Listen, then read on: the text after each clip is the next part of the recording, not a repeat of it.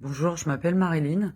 Je suis comme la majeure des parties des Français confinés chez moi, eu égard à la catastrophe sanitaire sans précédent que nous sommes en train de vivre.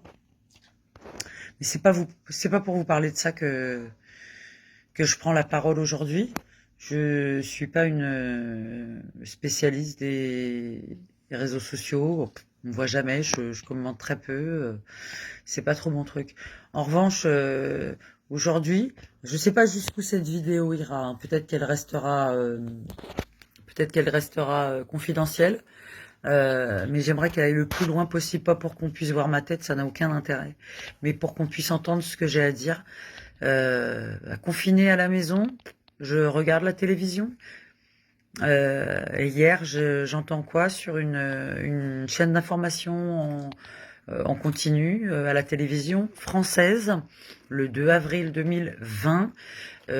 J'entends quoi? Un journaliste tranquillement en train de discuter avec je sais pas, un médecin, un chercheur, enfin, en tout cas quelqu'un qui a fait beaucoup plus d'études que moi, dont j'ai pas le savoir, mais qui arrive quand même à dire à la télévision française, bah oui, qu'on va éventuellement tester, on va tester, avoir des vaccins, puis on va les tester, on va les tester en Afrique, quoi, hein, sur les Africains.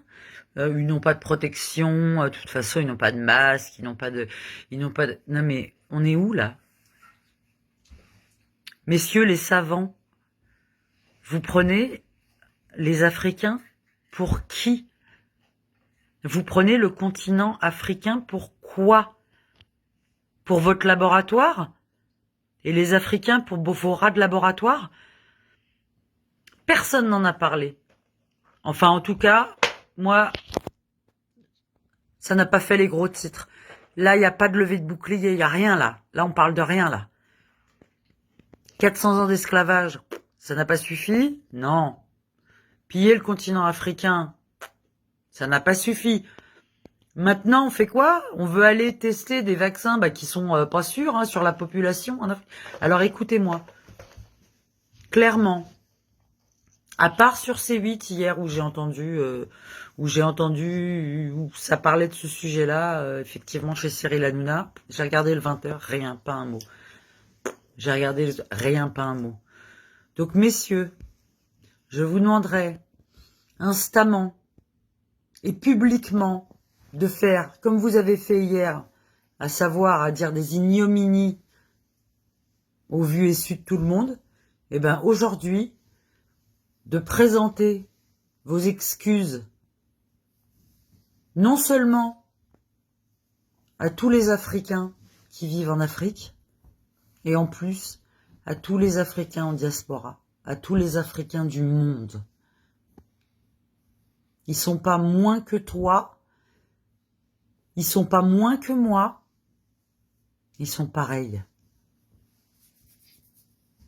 Donc puisque, messieurs les savants là, vous êtes capables de dire des horreurs pareilles, ben vous savez quoi? Vous allez être capable aussi de vous taire, et avant de vous taire, présentez vos plus plates excuses, et que les Africains n'attendent pas 400 ans pour qu'on leur dise oui, désolé, on a tenu des propos un petit peu... c'est pas un petit peu raciste, c'est qu'il n'y a même pas de mots là, c'est complètement abject.